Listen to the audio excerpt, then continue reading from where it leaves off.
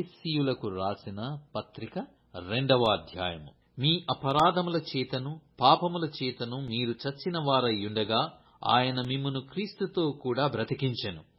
మీరు వాటిని చేయుచు వాయుమండల సంబంధమైన అధిపతిని అనగా అవిధేయులైన వారిని ఇప్పుడు ప్రేమించు శక్తికి అధిపతిని అనుసరించి ఈ ప్రపంచ ధర్మము చొప్పున మునుపు నడుచుకొంటిరి.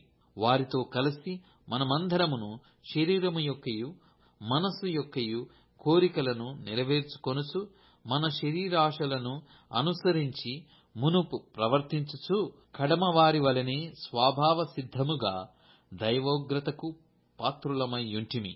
అయినను దేవుడు కరుణా సంపన్నుడైయుండి మనము మన అపరాధముల చేత చచ్చిన వారమైయుండినప్పుడు సైతము మన ఎడల చూపిన తన మహా ప్రేమచేత మనలను క్రీస్తుతో కూడా బ్రతికించెను.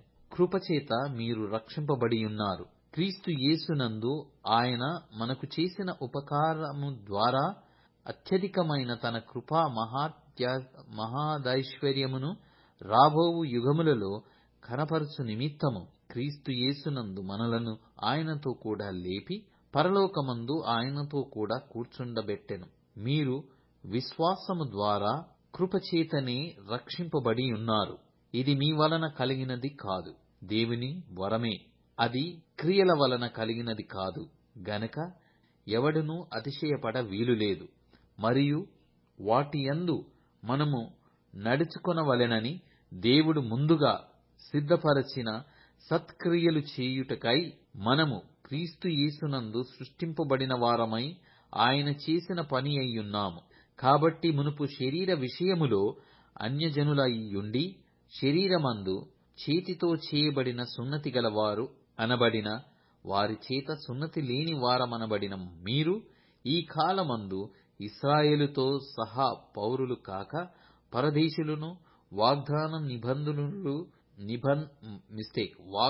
నిబంధనలు లేని పరజనులను నిరీక్షణ లేని వారును లోకమునందు దేవుడు లేని వారునయ్యుండి క్రీస్తుకు దూరస్థులయ్యుంటిరని మీరు జ్ఞాపకము చేసుకొనుడి. అయినను మునుపు దూరస్థులైన మీరు ఇప్పుడు క్రీస్తు యేసునందు క్రీస్తు రక్తము వలన సమీపస్థులయ్యున్నారు.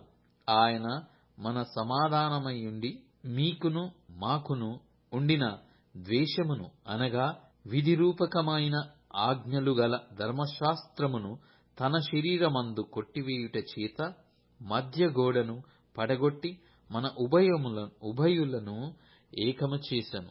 ఇట్లు సంధి చేయుచు ఈ ఇద్దరిని తనయందు ఒక్క నూతన పురుషునిగా సృష్టించి తన శిలువ వలన ఆ ద్వేషమును సంహరించి దాని ద్వారా వీరిద్దరిని ఏక శరీరముగా చేసి దేవునితో సమాధానపరచవలెనని ఇలాగు చేసెను గనక ఆయనయే మనకు సమాధానకరుడై యున్నాడు. మరియు ఆయన వచ్చి దూరస్థులైన మీకును సమీపస్థులైన వారికిని సమాధాన సువార్తను ప్రకటించెను. ఆయన ద్వారానే మనము ఉభయులము ఒక్క ఆత్మయందు తండ్రి సన్నిధికి చేరగలిగియున్నాము. కాబట్టి మీరిక మీదట పరజనులను పరదేశులునై ఉండక పరిశుద్ధులతో ఏక పట్టణస్థులను దేవుని ఇంటివారునయ్యున్నారు. క్రీస్తు యేసు ముఖ్యమైన మూలరాయి అయ్యుండగా అపోస్తలులను ప్రవక్తలను వేసిన పునాది మీద మీరు కట్టబడి ఉన్నారు. ప్రతి కట్టడమును ఆయనలో చక్కగా అమర్చబడి ప్రభువునందు పరిశుద్ధమైన దేవాలయమగుటకు వృద్ధి పొందుచున్నది. ఆయనలో మీరు కూడా ఆత్మమూలముగా దేవునికి నివాస స్థలమై యుండుటకు కట్టబడుచున్నారు.